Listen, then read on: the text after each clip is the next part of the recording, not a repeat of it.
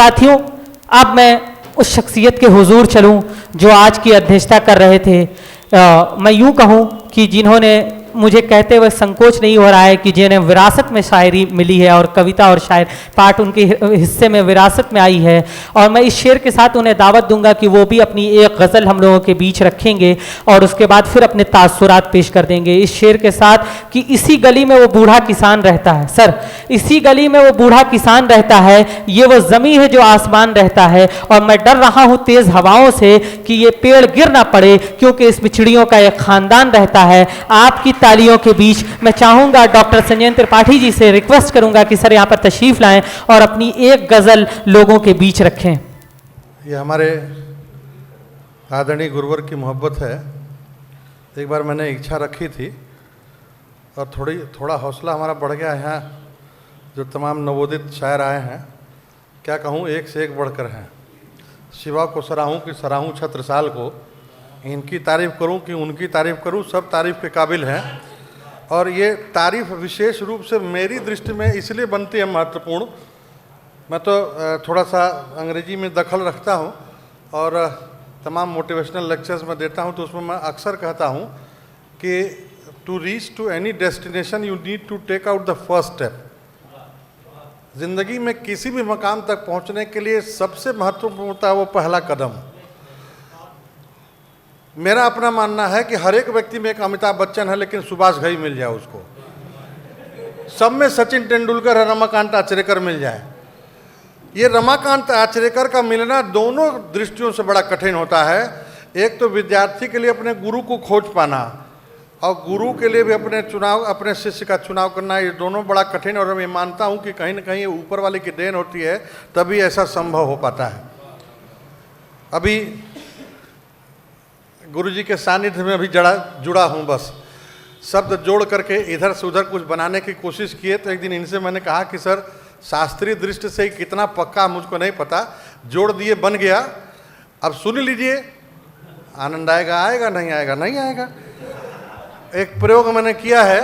आमतौर पर हम लोग साहित्य के विद्यार्थी हैं, अक्सर आप लोगों ने देखा होगा जब छोटे छोटे हम लोग पढ़ते आए हैं तो तमाम उपमाएं दी जाती हैं। सीता का मुख चंद्रमा के समान है, फलां की चाल हाथी की तरह से है।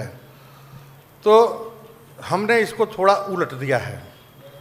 हमने ये माना है कि ये जो प्रकृति है हमारी जो बनी हुई है, ये कैसे बनी है।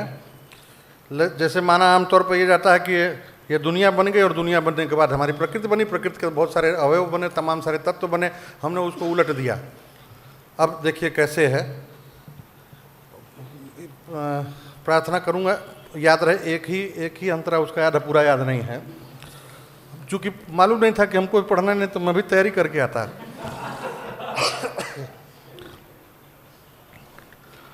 दुनिया बनाने से पहले खुदा ने, दुनिया बनाने से पहले खुदा ने मेरे महबूब को बनाया होगा। दुनिया बनाने से पहले खुदा ने मेरे महबूब को बनाया होगा। अब आगे की रचनाएं कैसे होती हैं। फिर उसको रख के अपनी नजरों के आगे, फिर उसको रख के अपनी नजरों के आगे, खूबसूरत जहां ये बनाया होगा। हो दुनिया बनाने से पहले खुदा ने, दुनिया बनाने से पहले खुदा ने मेरे महबूब को बनाया होगा। फिर उसको रख के अपनी नजरों के आगे, फिर उसको रख के अपनी नजरों के आगे, खूबसूरत जहां ये बनाया होगा। हो अब आगे कैसे कैसे बना है, कहाँ कहाँ से क्या क्या चीज़ ली गई है। नैन और नक्श से शोखियाँ लेकर,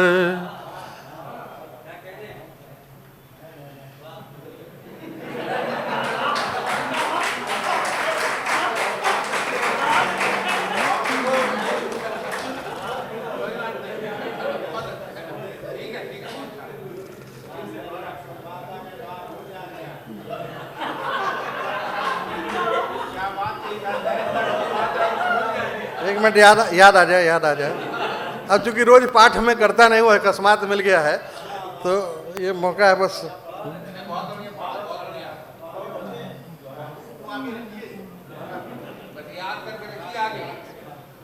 अब वो दृश्य रखिए, वो सामने की महबूब को सामने रख करके दुनिया बनाई गई है। चेहरे से रंगो नूर लेकर, चेहरे से रंगो नूर लेकर, नैन और नक्श से शोखियाँ लेकर, नैन और नक्श से शोखियाँ लेकर। अच्छा, कितने लोगों का ये अनुभव है बचपन का कि कोई चीज़ सहज मिल जाती थी तो उसका आनंद नहीं आता था जितना चुराने में मज़ा आता था। कोई चीज़ चुरा कर लीजिए तो उसका बड़ा मज़ा है। पिताजी ने 1 रुपया दे दिया तो उतना मज़ा नहीं जितना 1 रुपया गुल्लक से निकाल लिए।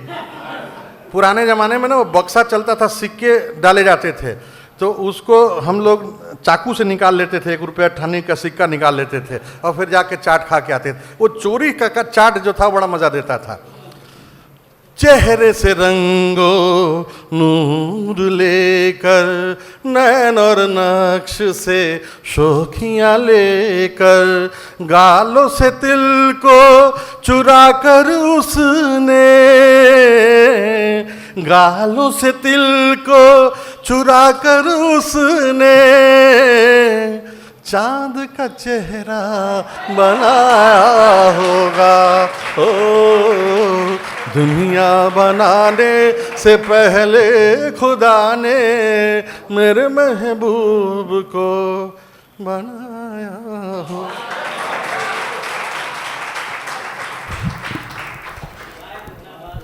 बहुत खूब डॉक्टर साहब, बहुत मुबारकबाद, बहुत खूबसूरत आपने पढ़ा, आपको मुबारकबाद पेश करते हैं। और सर, जब मैं आपको सुन रहा था तो एक शेर याद आ गया। ज़िंदगी की एक हकीकत है कि लाश थी इसलिए तैरती रही, लाश थी इसलिए तैरती रही, डूबने के लिए एक ज़िंदगी चाहिए, डूबने के लिए एक ज़िंदगी चाहिए। साथियों, अब मैं